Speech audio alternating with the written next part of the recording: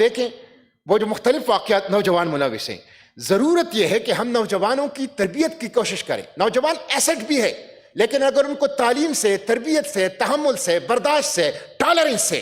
اس کی تربیت نہ کی جائے تو یہ ایسٹ ایک ٹائم بم بن جائے گا، جس سے ہمارا سوشل فیبرک اور سماجی تعارف وہ بکھرنے کا خطرہ ہے.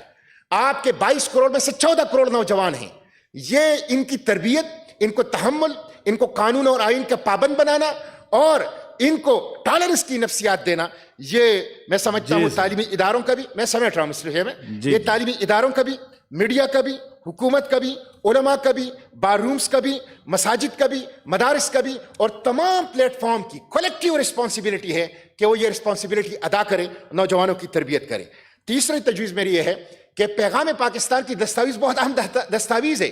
جو لیڈر آف دا ہاؤس نے یہاں پیش کی ہے. اس کو عام کرنے کی کوشش کرنی چاہیے، اس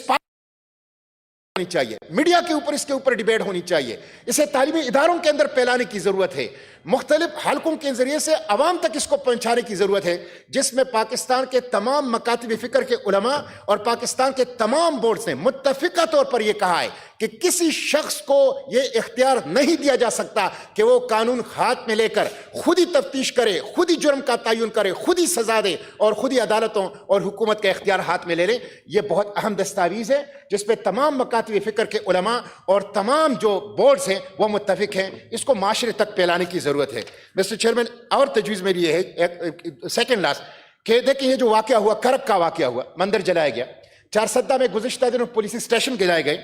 اور قصور کا واقعہ اس سے پہلے ہوا، لاہور کا واقعہ اس سے پہلے ہوا، یہاں تک کہ ہمارے وکلا،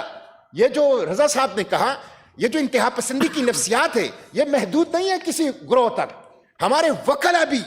جو قانون کے سب سے زیادہ واقف ہوتے ہیں، ان کے ہاتھوں بھی ماضی میں ایسے واقعات ہوئے ہیں. ابھی قائد اعظم یونیورسٹی کے اندر نظریاتی اختلاف پر 6 طلبہ کو اغوا کیا گیا، جس میں سے 4 بازیاب کیے حکومت نے اور 2 ابھی تک لاپتہ ہیں، ان کے اوپر تشدد کیا گیا. یہ کس طرف ہم جا رہے ہیں مسٹر چیئرمین؟ اس لیے جرم کی تفتیش، سزا کا تعین، سزا پہ عمل درآمد کا اختیار عدالتوں اور حکومتوں کے پاس ہے، اور ہمیں اس کو انشور کرنے کے لیے قوانین کو مؤثر بنانا چاہیے، مؤثر قوانین بنائیے. جو یہاں بات آئی ہے کہ اس طرح کے واقعات ماضی میں ہوئے ہیں لیکن مجرم بچ نکلتے ہیں، تو مجرم کے بچ نکلنے کے امکانات کو ختم کرنی چاہیے، اور جو قوانین میں سکم ہیں، کمزوریاں ہیں، خامیاں ہیں، اس کو دور کر کے اس کو مؤثر کرنا چاہیے تاکہ کوئی بچ نہ سکے. آخری بات میں یہ کروں گا مسٹر چیئرمین کہ ریاست نے، مجھے اس بات سے بالکل اتفاق ہے، ماضی کے اندر اور ابھی بھی کسی حد تک کر رہے ہیں، مذہبی انتہا پسندی کو، لسانی انتہا پسندی کو، علاقائی انتہا پسندی کو اپنے لیے اسٹریٹجک ڈیزائن کے لیے ایک ٹول کے طور پر استعمال کیا ہے، اور اس کے مظاہر اور مناظر ہم پورے پاکستان میں مختلف مواقع پہ دیکھتے ہیں. اسٹیبلشمنٹ کو یہ کام چھوڑ دینا چاہیے. جب تک پاکستان کی اسٹیبلشمنٹ مذہبی انتہا پسندی، لسانی انتہا پسندی، علاقائی انتہا پسندی اپنی سیاسی اور اپنے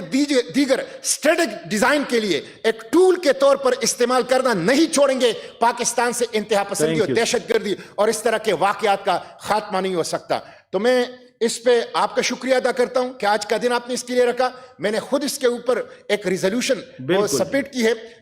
ہاؤس کے اندر، اور تمام جو بات آئی ہے، گفتگو آئی ہے، میں اس سے اتفاق کرتا ہوں. بہت شکریہ.